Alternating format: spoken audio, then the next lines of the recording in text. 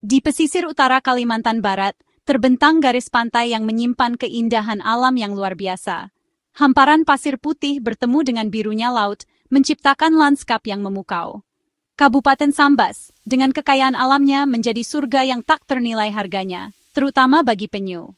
Daerah ini menjadi rumah bagi berbagai spesies penyu yang mencari perlindungan di pantai-pantainya. Setiap tahun, penyu-penyu ini melakukan perjalanan panjang untuk mencapai pantai-pantai ini, tempat mereka menggali sarang dan bertelur di pasir yang hangat. Proses ini adalah bagian penting dari siklus hidup mereka.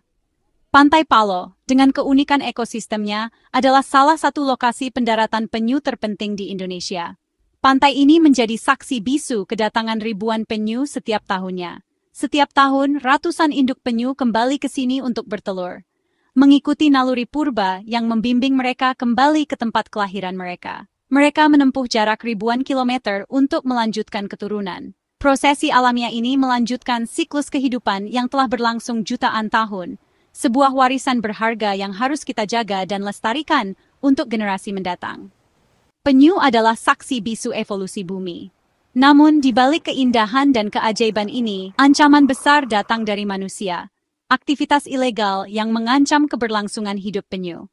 Salah satu ancaman terbesar adalah penyelundupan telur penyu, sebuah praktik keji yang merampas masa depan populasi penyu. Tindakan ini didorong oleh permintaan pasar yang tinggi dan mitos keliru tentang khasiat telur penyu, yang sayangnya masih dipercaya oleh sebagian orang. Setiap telur yang dicuri berarti satu nyawa penyu hilang sebelum sempat hidup.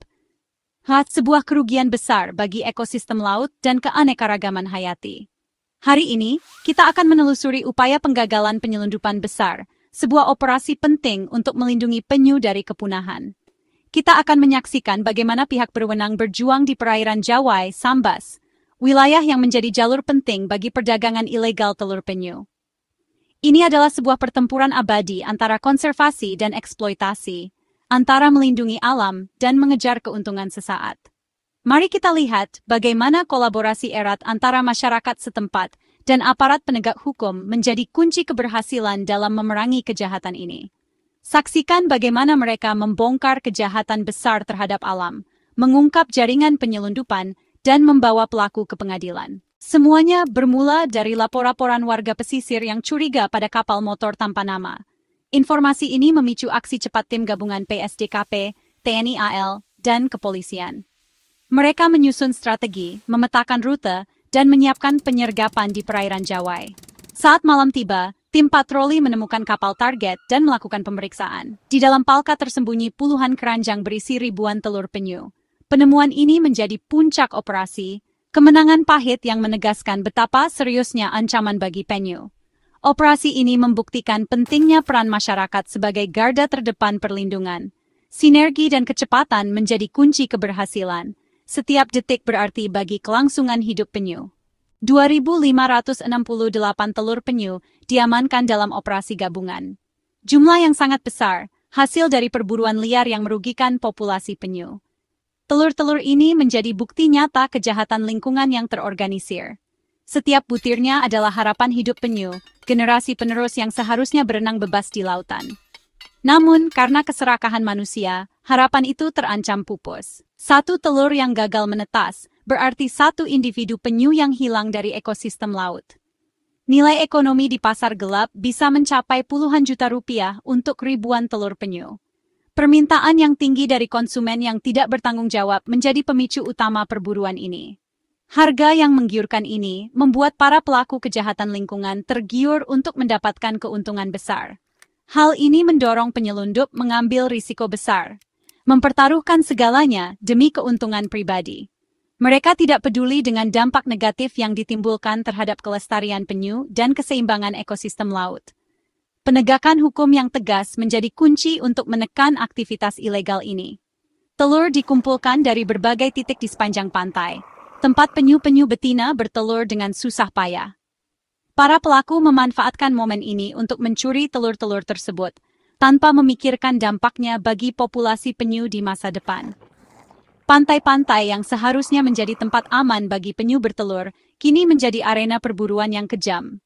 Telur-telur curian lalu diangkut malam hari dengan kapal tanpa nama untuk menghindari patroli petugas. Kegelapan malam menjadi tameng bagi para pelaku untuk melancarkan aksinya.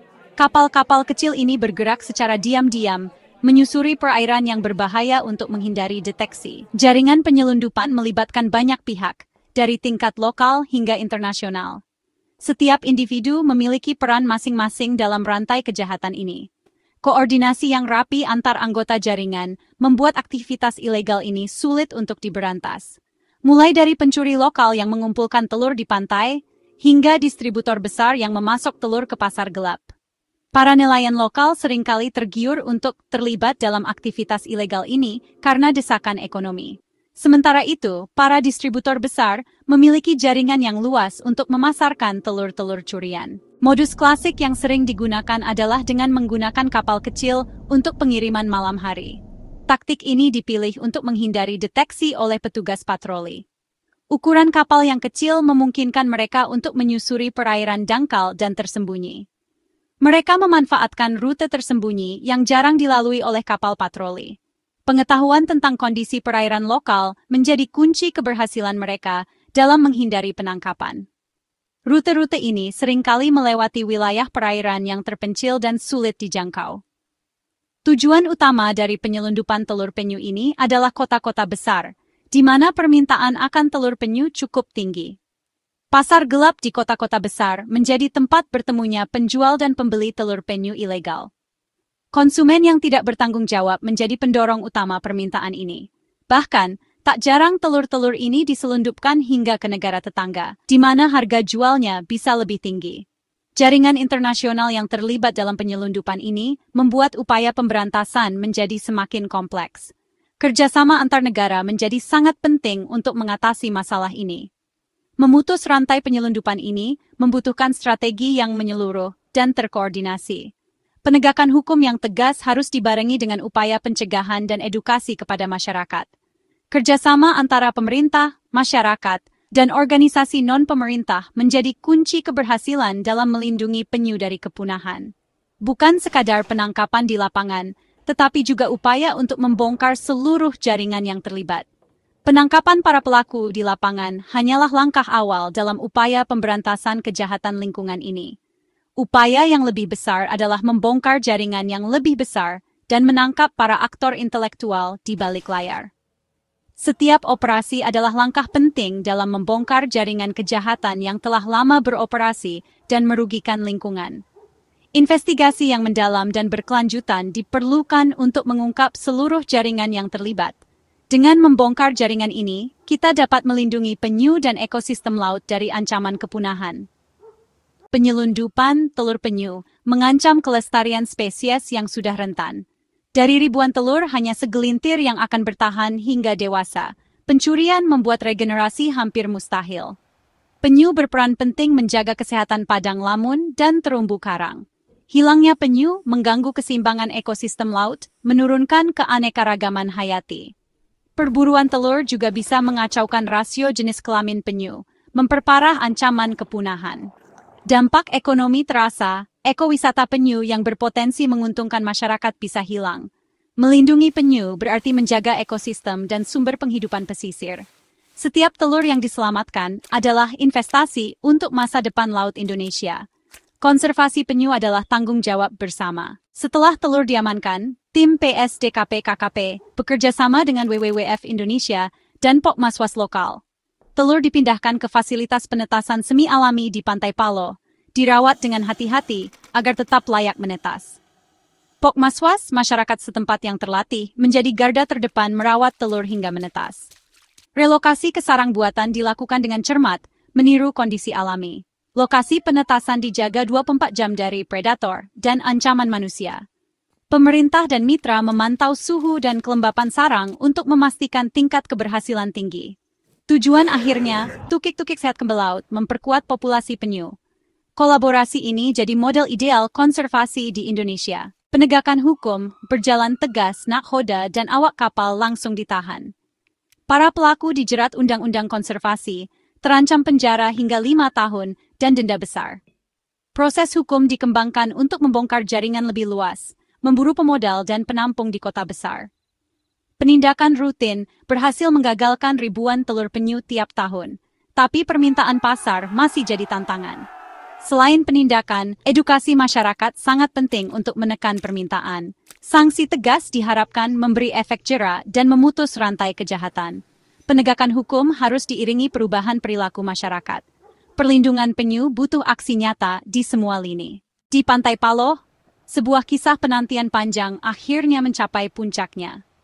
Minggu-minggu penantian di Pantai Paloh akhirnya membuahkan hasil yang menggembirakan. Sebuah harapan baru muncul di tengah upaya konservasi yang tak kenal lelah. Keajaiban alam terjadi di depan mata. Tukik-tukik menetas dari cangkang mereka, menandai awal perjalanan hidup yang penuh tantangan. Proses penetasan ini adalah simbol kehidupan baru dan harapan bagi spesies yang terancam punah. Setelah melalui proses perawatan singkat, tukik-tukik kecil ini siap dilepas ke laut. Mereka akan memulai petualangan di samudra luas, menghadapi berbagai rintangan untuk bertahan hidup. Pelepasan ini adalah momen penting dalam siklus kehidupan penyu. Upaya konservasi ini dimulai dari penyelamatan ribuan telur yang diselamatkan dari ancaman predator dan aktivitas manusia. Telur-telur ini kemudian diinkubasi dengan cermat di fasilitas konservasi. Dari ribuan telur yang diselamatkan dan dijaga dengan penuh perhatian, sebagian besar berhasil menetas. Tingkat keberhasilan yang tinggi ini menunjukkan efektivitas program konservasi yang dijalankan. Keberhasilan ini adalah bukti nyata intervensi tidak sia-sia. Upaya keras para konservasionis dan dukungan masyarakat telah memberikan dampak positif bagi populasi penyu di Pantai Paloh. Pelepasan tukik tidak hanya menjadi acara seremonial, tetapi juga melibatkan masyarakat dan wisatawan. Mereka berpartisipasi aktif dalam upaya konservasi, merasakan kebahagiaan melepas tukik ke laut.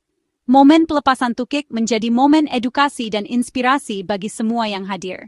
Masyarakat belajar tentang pentingnya konservasi penyu dan bagaimana mereka dapat berkontribusi dalam menjaga kelestarian lingkungan. Tukik-tukik ini menghadapi tantangan besar di lautan yang penuh bahaya. Predator alami dan ancaman dari aktivitas manusia selalu mengintai. Namun, setiap pelepasan meningkatkan peluang kelangsungan spesies penyu. Semakin banyak tukik yang dilepas, semakin besar harapan bagi populasi penyu di masa depan. Kisah penetasan ini adalah simbol harapan dan keberhasilan kolaborasi antara pemerintah, masyarakat, dan organisasi konservasi. Bersama-sama, mereka menciptakan lingkungan yang lebih baik bagi penyu untuk berkembang biak. Telur yang disita dari perdagangan ilegal tidak berakhir sebagai barang bukti yang tak bernyawa. Sebaliknya, telur-telur ini mendapatkan kesempatan kedua untuk menetas dan menjadi bagian dari populasi penyu yang sehat. Telur sitaan ini menjadi kehidupan baru, simbol pemulihan dan harapan bagi spesies yang terancam. Setiap tukik yang menetas adalah kemenangan bagi konservasi. Kisah inspiratif ini harus terus disebarkan kepada dunia. Semakin banyak orang yang mengetahui tentang upaya konservasi penyu, semakin besar dukungan yang akan diberikan. Tujuannya adalah untuk menginspirasi lebih banyak orang agar peduli terhadap konservasi penyu dan lingkungan laut secara keseluruhan. Setiap individu dapat berperan dalam menjaga kelestarian alam. Setiap upaya kecil, sekecil apapun, bisa berdampak besar bagi masa depan penyu Indonesia dan ekosistem laut yang sehat. Mari bersama-sama menjaga warisan alam ini untuk generasi mendatang. Norman, permintaan telur penyu didorong mitos keliru tentang khasiatnya. Padahal tak ada bukti ilmiah yang mendukung. Konsumsi telur penyu justru berisiko kesehatan, tinggi kolesterol dan bisa mengandung logam berat. Edukasi publik sangat penting untuk mematahkan mitos dan menghentikan permintaan. Jika permintaan berhenti, rantai perdagangan ilegal pun terputus. Setiap individu bisa berkontribusi dengan menolak membeli atau mengonsumsi telur penyu. Pemerintah, tokoh masyarakat, dan media harus bersatu menyebarkan informasi yang benar. Mengubah norma sosial, konsumsi telur penyu harus dianggap merusak bukan tradisi. Hanya dengan perubahan perilaku, kita bisa menyelamatkan penyu dari kepunahan. Kasus Sambas adalah potret perjuangan besar melindungi kekayaan hayati Indonesia. Keberhasilan operasi ini bukti kekuatan kolaborasi masyarakat dan aparat. Komitmen untuk tidak mengonsumsi atau memperjualbelikan telur penyu adalah langkah nyata. Dukungan dan apresiasi bagi pejuang konservasi sangat penting. Jadilah mata dan telinga lingkungan, laporkan aktivitas ilegal. Menjaga penyu berarti menjaga ekosistem laut dan masa depan bangsa. Pastikan generasi mendatang masih bisa menyaksikan penyu mendarat di pantai Indonesia.